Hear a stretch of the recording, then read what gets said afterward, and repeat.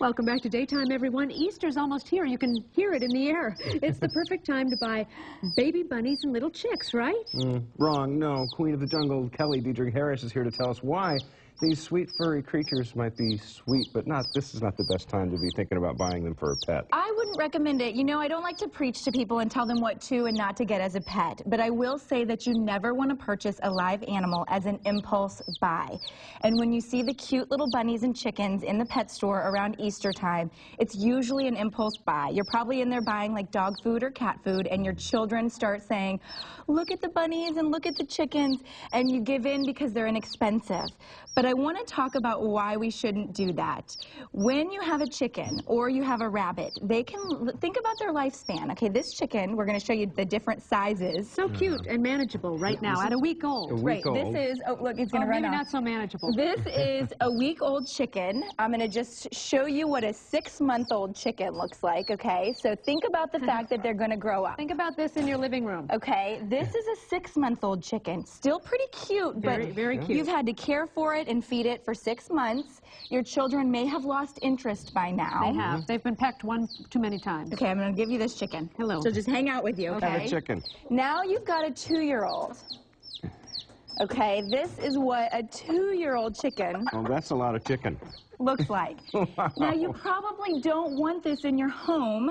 You probably don't want it in your yard either. A lot of people get them because they say, oh, well, they eat the insects out of my yard. Right. But they also will destroy your yard. They're going to eat the grasses. They're going to go in your garden. They're going to poop all over your beautiful landscape sidewalk. Right. They can't tell the difference between where they should go and where they shouldn't.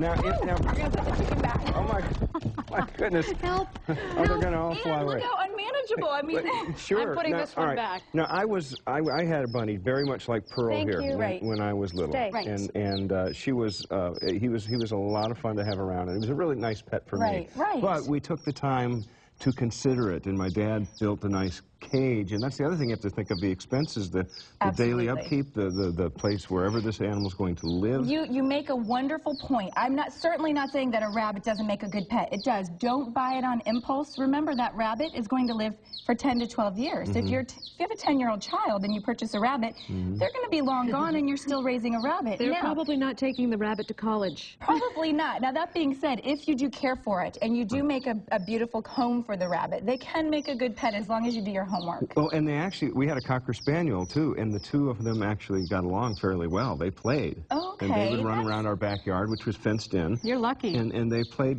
a lot together. It was really quite cute. Well, that's great. And your rabbit was probably socialized, and you guys probably took care of it very well.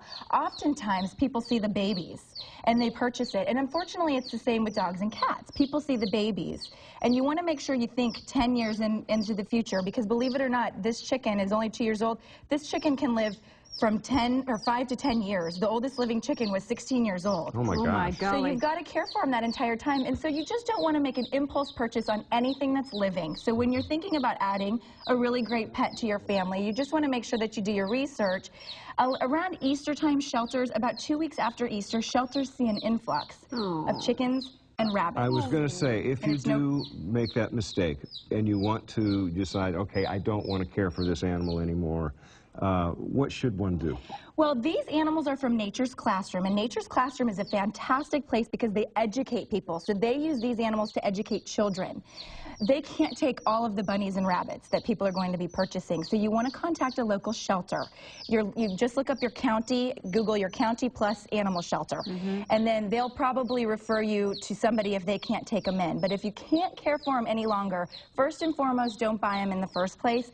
If you do make that mistake and you can't care for them, there's somebody that can care for them for you. So you just want to make sure that you take it to a proper shelter where they will have a good home. Okay, Kelly Diedring Harris, thank you very much. Good advice for everyone out there. Do not make the impulse buy. I impulsively want to keep Pearl. Okay, well, really would you like the chicken as well? You can add that to the ducks you've got in your Exactly. All right. We'll be right back with more Daytime. Stick around. Look at how well behaved.